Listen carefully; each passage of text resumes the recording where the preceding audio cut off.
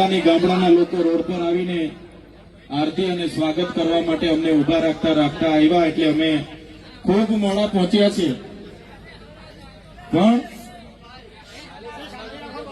અહીં આવીને અમે જોયું તો દાહોદના વડીલો, દાહોદના યુવાનો અને માતા બહેનોમાં જે જુસ્સો છે, જે ભાવ છે અમારા માટે, આ તમારો ભાવ, આ તમારી લાગણી, આ તમારો પ્રેમ અમને અવારનવાર આ વિસ્તારમાં ખેંચી લાવે છે.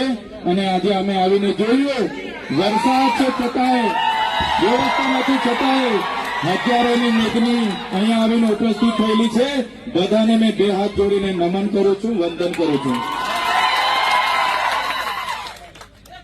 દાહોદની પ્રજા એટલે આખા રાજ્યમાં, આખા દેશમાં દાહોદનું નામ આવે એટલે જે ઇમારતો છે, એ ચાહે વિધાનસભાની ઇમારત હોય, એ ચાહે સચિવાલયની ઇમારત હોય, એ ચાહે હાઈકોર્ટની ઇમારત હોય, જે પણ ઇમારતો, જે પણ ભવનો, જે પણ આવાસો, જે પણ આજે વિકાસના નામે ગુજરાતમાં બન્યા છે, એના પાયામાં દાહોદના લોકોનો પરસેવો છે.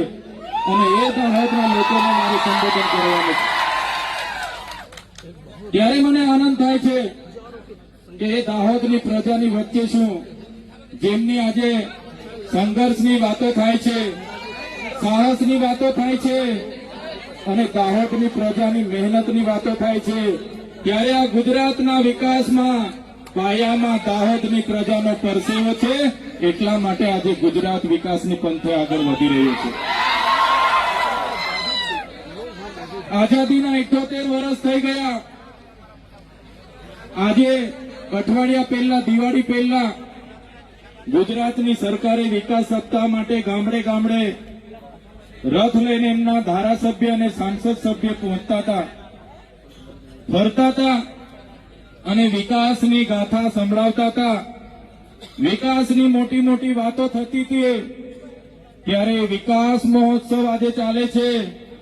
એક બાજુ 78 વર્ષનો અમૃત મહોત્સવ ચાલે છે, છતાં આજે એ દાહોદ જિલ્લો હોય કે નર્મદા જિલ્લો હોય, આજે ગુજરાતના અને દેશના અતિ પછાત જિલ્લામાં દાહોદ અને નર્મદા જિલ્લાનું નામ આવે છે.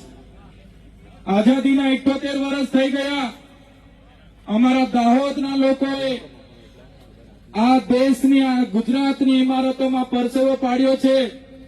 એક પ્રકારે નર્મદાના, છોટાઉદેપુરના, મધ્યપ્રદેશના, મહારાષ્ટ્રના લોકોએ નર્મદા ડેમમાં પોતાની જમીનો આપી દીધી.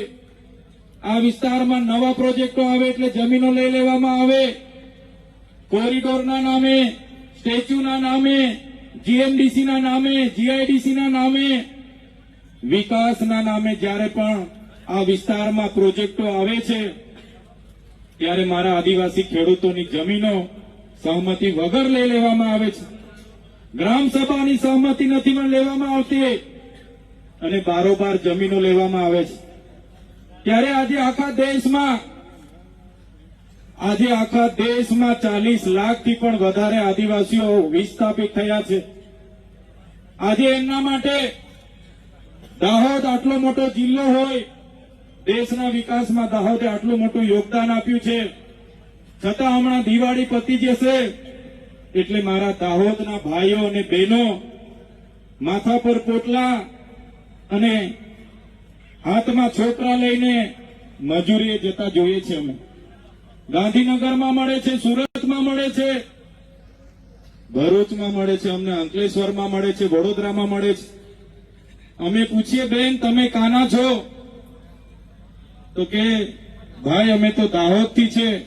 નાના નાના છોકરાઓને ત્યાં મજૂરી માટે મજબૂરી, આ પેટનો ખાડો પૂરવાની મજબૂરી અમને ત્યાં લઈ જાય છે.